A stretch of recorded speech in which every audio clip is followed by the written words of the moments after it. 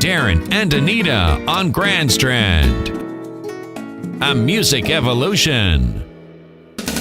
Now, Darin and Anita with your Grand Strand Artist Spotlight. Darin and Anita on Grand Strand is what it is. Welcome back to the show from a commercial break, and it is our Spotlight interview segment in the show this week. And on the line with me from the BigTime Party Band is Johnny Willson. Johnny, how are you, man? Hey, Darin. How you doing? Hey, man, I am doing good. I tell you, things are happening for you guys, man. I mean, you've working with Clifford Curry now. The new song is out. I've loved them all. And I tell you, I've been trying to figure out since that song if I've loved them all. Maybe that's you. that song's pretty much autobiography of a lot of my life. Hey, I like that. There you go. There you go. Well, I tell you, Johnny, the folks who don't know the BigTime Party Band somewhat and our listeners, how did it all start for you guys? Well, I've been doing this since I was like 15 years old, and I am 64. Just turned 64. So I've been doing this music thing a long time, either DJing or live band. Right. And I had a band back in the late 70s, early 80s called Bits and Pieces, and Bits and Pieces did real well in the area. It lasted about 6 years, and when it broke up, I went to DJing. DJed for like 18 years at a club. Wow. But after the 18 years of DJing, I still wanted to do the live thing. Right. And John Authors, who's now with the Castaways, he and I started the BigTime Party Band off of the Bits and Pieces band. Mm-hmm. We had a lot of people want us to do a reunion with the Bits and Pieces band, and we did, and people started coming, and then some of the other members just didn't have time to do it regular, but John and I did, and so we got some other people to join us, and we started the BigTime Party Band, and he was with me about 3 years until he went with the Castaways. And he was on one of the songs, actually, one of the, I guess, the original songs from the BigTime Right. Party Band. He is the vocalist on our CD of Drink Up, which was our only number one song at the Surf. Wow. But when John left, I had two choices. I could quit doing it, or I could look for more people, and I decided to, look for more people. And luckily, I've gotten some really, really good people. Even though I got John, my son, who does a lot of songwriting and is our front man. And I got Tiffany, my daughter, who's also a writer. And then my son-in-law, Bill Hancock, is our keyboard player. And luckily, I got Barry Briggs, our guitar player, our arranger, our studio person, our engineer. He has a big hat to fill. Craig Saunders on the bass guitar, Craig Cottrell on saxophone. And actually, Craig's been with us twice. He went with us, and then he had to leave. And then, like a year and a half, 2 years later, he came back to us. Right. And he's been with us ever since then. We had the same drummer for 9 years, and then he retired. He got arthritis so bad in his knees, he had to retire. Drummers do that when they get old. That's right. Luckily, I found a guy 3 miles from my house that's a UNC percussion major, and he wasn't playing. And he's only 23, and we just love the energy and the youthfulness he brings to us, and the ideas, and being a music major, he kind of sets us straight sometimes. Exactly. No.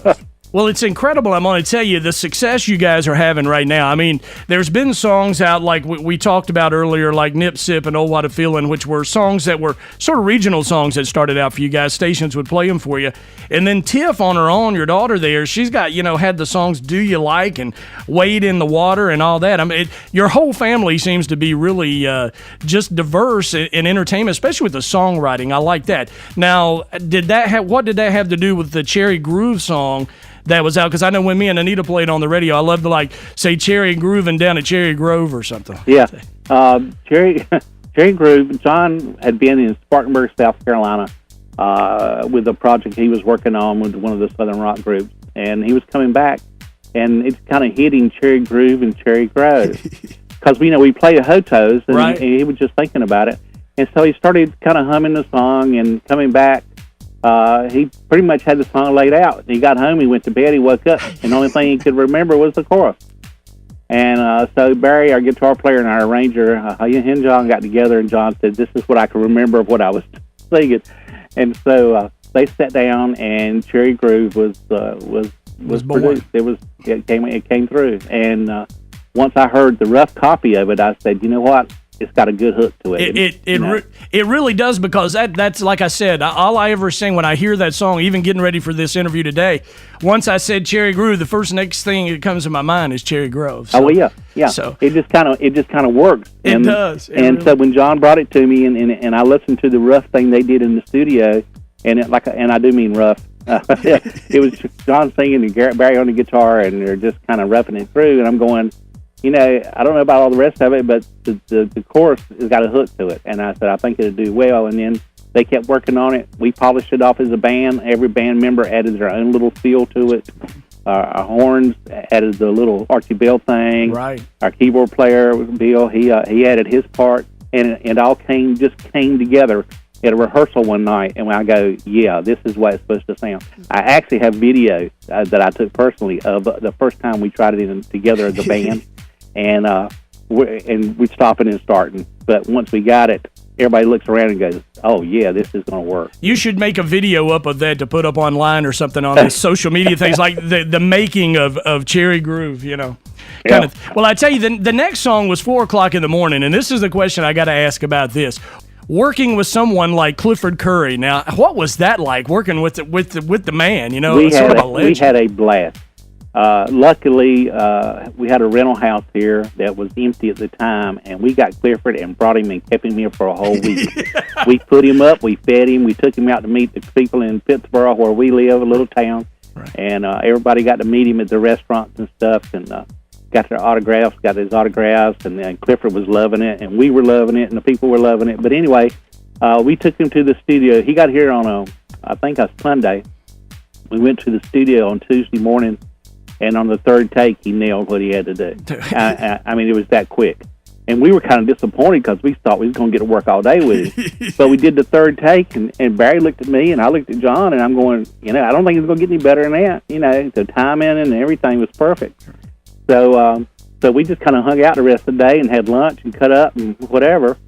And I think we went over to Barry Hayes' studio in Solar City and talked to him a little bit and stuff. But anyway, but we had Clifford the whole week, so what we decided to do is to throw together a show in Chapel Hill at the Time Out Sports Bar at the University Inn, and I put it out on Facebook, and we had it on the radio advertising, right? And we had a standing room only crowd in the ballroom, and we let Clifford Curry do the whole second set. So you kidnapped Clifford for a week's what you done there. Right. You kept him in Pittsburgh for a week. That's right. That's right. Well, I tell you, let's move on into the interview here, and the song that's out right now. Now, here's the song, and it's hitting all the charts and really doing well. And we mentioned a little bit as we went on the air, is I Love Them All. Now, tell us, how did that song come about? Well, I wrote this song, and this is one of them that I've written. I have several that I've written. But because you've loved them all. I've loved them all. I love everybody. Everybody who knows me knows I love everybody. But anyway, this song goes back.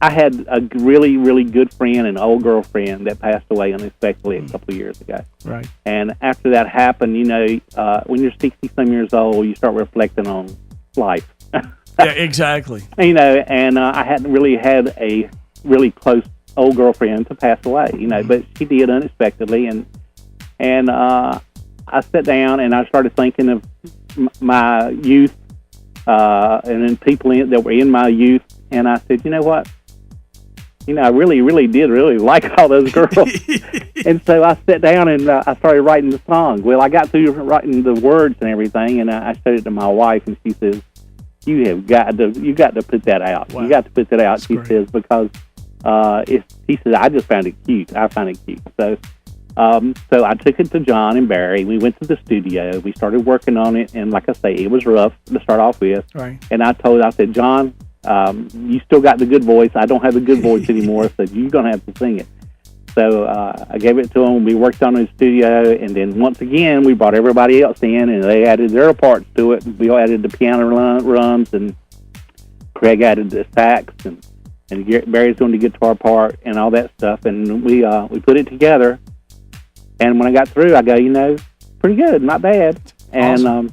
So I let several DJs hear the version of it, and I think I even sent it to you early too. And, yeah, you did. Mm-hmm. And I got a good response, and I said, okay, let's see what it does. And it, I'm like the second week it was out, I know John Hook had it at number 36 at the end of the year on his chart, and the Surf had it on his chart. So, it's done really good, and it's still climbing. Oh, but it is, everybody, it's like I say, all the girls' names on there have not been changed to protect the innocent.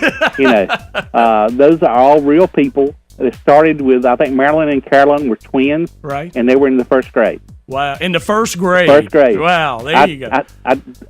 We lived across the street from the school that I went to. I brought them home with me one day to show them a fort I built out in the woods. They were supposed to ride the bus home. They got the bus, went home. They didn't get off the bus. Their mama had the sheriff's department out. Oh, no. They were at my house. They would try. You done had them out to the clubhouse, man. See, there and you what go. Was that bad? My dad was the principal of the school, and he was out looking for them too. Oh man, that's a great story. That's a song. Well, that is the song right there. I was going to say that's a song, but that is the song right there. But another girl in there was Kay, and Kay was my 6th grade girlfriend, and she broke my heart, and I told her I'd never forgive her, and so I wrote the song and put her name in it for spite. There you go. Not kidding. She's still a good friend. But, anyway, everybody's real.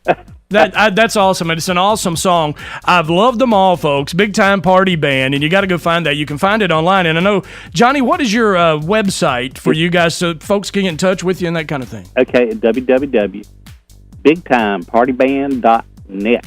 And you guys are also on Facebook, and I believe you can search like Big Time Party Band or something. Yes, just Big Time Party Band on Facebook, and now we've kind of re-upped our, Reverb Nation? Right. John went on. I had started it, but I wasn't really into the computer thing as much as he is. Right. So he's gone on there now and putting audio and video on there and some information and stuff like that too.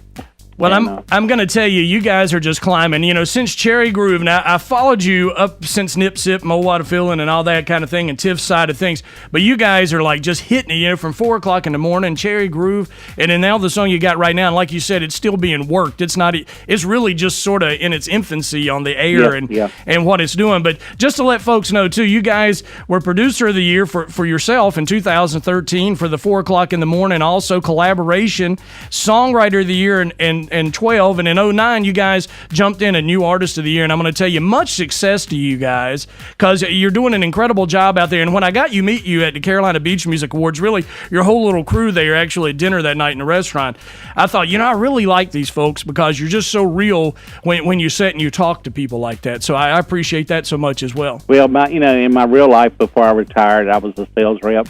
Right, there you go. Hey, I just carried it over to the next job, You got the pitch on anyway. There you go. Well, Johnny, let's give them the new song. Here it is, folks. This is Johnny Willson with the Big Time Party Band. I love them all. Oh, I got a story of all of you. The little birds and the bees kind of a thing.